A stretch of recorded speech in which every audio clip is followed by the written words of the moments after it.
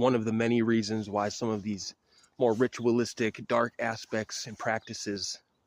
of life, one of the reasons why they're occulted and hidden is because they're so heinous and insane that if and when someone who has endured it and been subjected to some of these ritualistic abuses starts to unravel what's happened and then talk about it, it's designed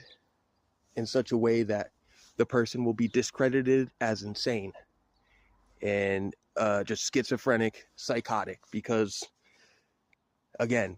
they've mentally handicapped everybody by not teaching them about the spiritual aspect inside of life. It's the dualities, material and spiritual, and they've got you so focused on the material, well, then the other half of life, which governs the material, can be manipulated. There's a cognitive dissonance, like your brain will literally defend itself from having to process and can even think about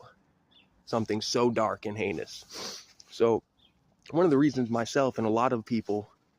are sharing about these things is because we've been waking up to the illusions and the just absurdity and theatrical nature of our life, and God, it's hard, it's a lot, and you have to be somewhat strategic when talking about these things, again,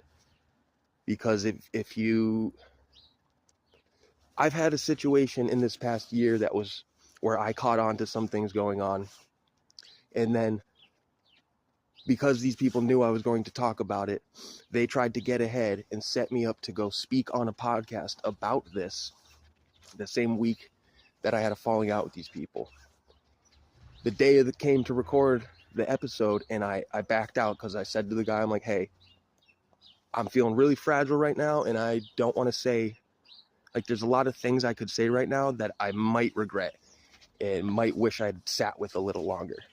And then all of a sudden, he wanted nothing to do with me. I'm like, maybe we can, do this in a month or something. And then all of a sudden, he comes up with some lame excuses to why he can't be associated with me. That being me talking about sun gazing, just my personal experience and views on it. Pretty humorous, but again, they were banking on me going to publicly blah, blah, blah, blah, blah, talk about all this insanity that had been going on. And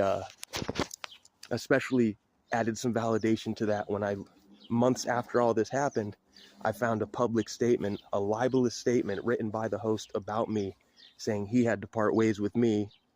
and couldn't keep doing the podcast with me, which I was co-hosting his show, because of an unspecified psychotic break. And that I wasn't dangerous, but he was warning people to stay away from me because I legitimately belonged in a hospital. I still have